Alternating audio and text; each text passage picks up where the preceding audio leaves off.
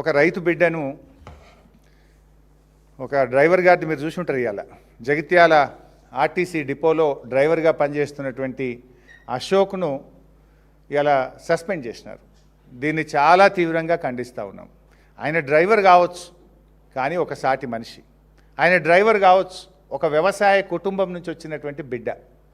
ఒక వ్యవసాయ కుటుంబం నుంచి వచ్చినటువంటి బిడ్డగా ఇవాళ రాష్ట్రంలో రైతులు బాధపడుతున్నటువంటి విషయాన్ని దృష్టిలో పెట్టుకొని ఆయన ఒక మాట మాట్లాడినారు. కాంగ్రెస్ నాయకులు పెట్రోల్ డీజిల్ మీద ధర్నా చేస్తున్నారు. అక్కడ పెట్రోల్ డీజిల్ మీద ధర్నా చేస్తూ ఉంటే అటువైపుగా బస్సు నడుపుతూ వెళ్ళినటువంటి డ్రైవర్ అశోక్ గారు ఆయన ప్రజా సమస్యల మీద స్పందించిండు. ఈ ధర్నా బాగానే చేస్తున్నారు, కానీ వడ్లు కొనుండ్రి, మక్కలు కొనుండ్రి, రైతులు ఆగమవుతున్నారు అని చెప్పి ఒక సాటి మనిషిగా స్పందించాడు. ఒక రైతు కుటుంబం నుంచి వచ్చిన బిడ్డగా, రైతు కష్టాలు తెలిసిన వ్యక్తిగా వడ్లు కొనుండ్రి, మక్కలు కొనుండ్రి అని చెప్పుడు తప్ప, అంటే ప్రజలకు ప్రజాస్వామ్యంలో డాక్టర్ బాబాసాహెబ్ అంబేద్కర్ మనందరికీ మాట్లాడే స్వేచ్ఛనిచ్చారు. తమ అభిప్రాయాన్ని వ్యక్తం చేయగలిగే, వ్యక్తీకరణ చేసేటువంటి హక్కును భారత రాజ్యాంగం మనకు కల్పించింది. ఒక డ్రైవర్గా ఆయన స్పందిస్తే రేవంత్ రెడ్డి గారి ప్రభుత్వం ఒక నియంతృత్వ వైఖరితో ఆ డ్రైవర్ను సస్పెండ్ చేసినారు.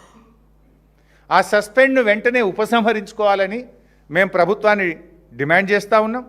మీరే చెప్పిండ్రు, మేము 6 గ్యారంటీలే కాదు, ప్రశ్నించే గ్యారంటీ 7వ గ్యారంటీగా మేము అమలు చేస్తాము, ప్రజాస్వామ్యానికి ప్రశ్నించే హక్కును కల్పిస్తామని చెప్పి మీ 6 గ్యారంటీలతో పాటు 7వ గ్యారంటీని మీరే ఇచ్చారు.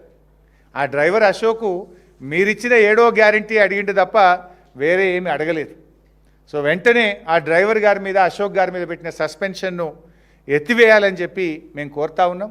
ఆయన ఏ రాజకీయ పార్టీకి సంబంధించిన వ్యక్తి కాదు, ఆయన బీఆర్ఎస్ కాదు, బీజేపీ కాదు, కాంగ్రెస్ కాదు.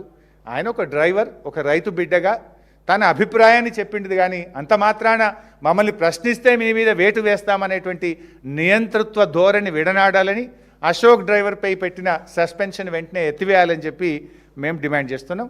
ఒకవేళ ప్రభుత్వం దిగి రాకపోతే అశోక్ కుటుంబానికి బీఆర్ఎస్ పార్టీ అండగా ఉంటుంది. న్యాయ పోరాటానికైనా, ప్రత్యక్ష పోరాటానికైనా బీఆర్ఎస్ ఆయనకు న్యాయం జరిగేదాకా ఆయన వెంట ఉండి పోరాటం చేస్తుంది.